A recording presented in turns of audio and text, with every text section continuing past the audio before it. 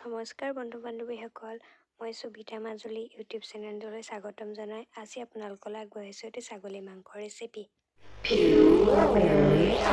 এয়া ছাগলী মাংস আৰু মাংসত দিবৰ বাবে এয়া আলু কুটি ল'লোঁ। এয়া ছানৰাইজৰ মছলা দেখিছে, আৰু এয়া পিঁয়াজ,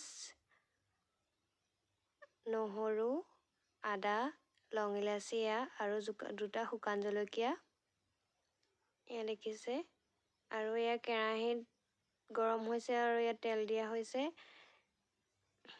যিহেতু আমি জুইতে বনাই ভাল পাওঁ, ঠাণ্ডা দিন জুই ফুৰোৱা হয় আৰু মাংসটো জুইতে বনালে খাবলৈও ভাল হয়। এয়া আলুখিনি ফ্ৰাই কৰি লোৱা হৈছে।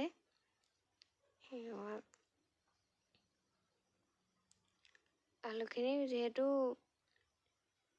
মাংসত দিয়া হ'ব সেইকাৰণে ফুল ফ্ৰাই কৰি লোৱা নাই, হাফ ফ্ৰাই কৰি লোৱা হৈছে। আৰু এয়া আলুখিনি টুকি লোৱা হ'ল আৰু আলুখিনি কাঢ়ি লৈ তেলতে জিৰা দিয়া হ'ল,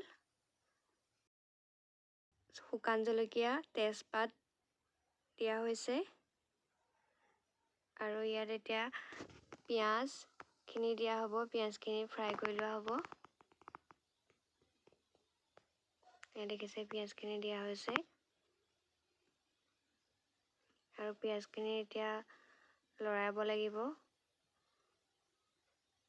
অকণমান যদি হেতাপাত এৰি দিয়ে পিঁয়াজখিনি দেৰি যাব। পিঁয়াজখিনি ৰঙা পৰালৈকে ভাজি থাকিব লাগিব। আৰু এই পিঁয়াজখিনি প্ৰায় ভজা হৈছে আৰু দেখিছে। এতিয়া পিঁয়াজখিনিতে আমি যি মছলা ছানৰাইজৰ মছলা পেকেট আছিলে সেই মছলা পেকেট দি দিয়া হ'ল। আৰু মছলাখিনি দিওঁতেও হেতাপাত এৰিবই নোৱাৰিব, লৰাই থাকিব লাগিব, নহ'লে তলত ধৰি যাব। দেখিছে, লৰাই থাকিব লাগিব। পিঁয়াজখিনিত মছলা দি লৰাই থাকিলে কালাৰটো যে ইমান ধুনীয়া হৈছে চাওকচোন। এইখিনি এতিয়া ইয়াত আদা নহৰু দিয়া হ'ল, নিমখ আৰু হালধিও দি দিয়া হৈছে। আৰু এইখিনি এতিয়া লৰাই থাকিব লাগিব। মাংসখিনি এতিয়া গাৰ জোৰেৰে লৰাব লাগিব, যিহেতু তলত ধৰি যাব পাৰে, সেইকাৰণে লৰাই থাকিব লাগিব। আৰু মাংসটো ৰঙা পৰি যোৱালৈকে ফ্ৰাই কৰিব লাগিব। মাংসখিনি প্ৰায় ভজা হৈ গ'ল আৰু এই মাংসখিনিৰ অলপ পানী দিয়া হ'ল। যিমানটো পৰিমাণৰ হয় সিমানটো পৰিমাণৰ পানী দি পেলাই জুইটো এতিয়া পূৰা বঢ়াই দিব লাগিব। এতিয়া মাংসটোৰ টেষ্টে জুইৰ ওপৰতে নিৰ্ভৰ কৰিব। মাংসটো লৰাই অলপ ঢাকনা দি পেলাই জুইটো বেছিকৈ দিব লাগিব। ঠাণ্ডাৰ দিনৰ জুইৰ ওচৰত বহি মাংস বনোৱাৰ আমেজেই সুকীয়া, নহয় জানো? এই আমেজ লোৱাসকলেহে বুজি পাব। এয়া মাংসখিনি ঢাকি দিয়া হৈছে আৰু এয়া উদঙাই দিলে চাব দেই, কি যে ধুনীয়া একদম ওলাইছে গোন্ধ।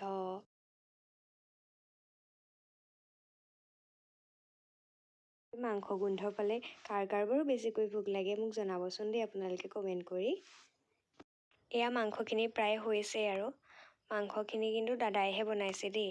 মই ওচৰত বহি ভিডিঅ' বনাবলৈহে আহিছোঁ। ময়ো নজনা নহয়, কিন্তু দাদাই বনালে অলপ বেছিকৈ সোৱাদ লগা হয়, সেয়ে তাকে বনাবলৈ দিয়া হৈছে। দেখিছে জুইডাল বঢ়াই দি ঢাকি দিয়া হৈছে। ৰাইজ, এয়া আমাৰ মাংস পূৰা খাবৰ বাবে হৈ গৈছে। আৰু এই আমি নমাই লৈ এতিয়া জুইৰ ওচৰতে বহি ল'ম, জুইৰ ওচৰতে খাম। গৰম মাংস, গৰম ভাত, তাতে ঠাণ্ডা দিন, কিমান যে ধুনীয়া নহয়নে বাৰু? মোৰ চেনেলটোক মৰম দিব আৰু এনেধৰণৰ ভিডিঅ'সমূহ পাবলৈ চেনেলটো ছাবস্ক্ৰাইব কৰিব, লাইক কৰিব, কমেণ্ট কৰিব।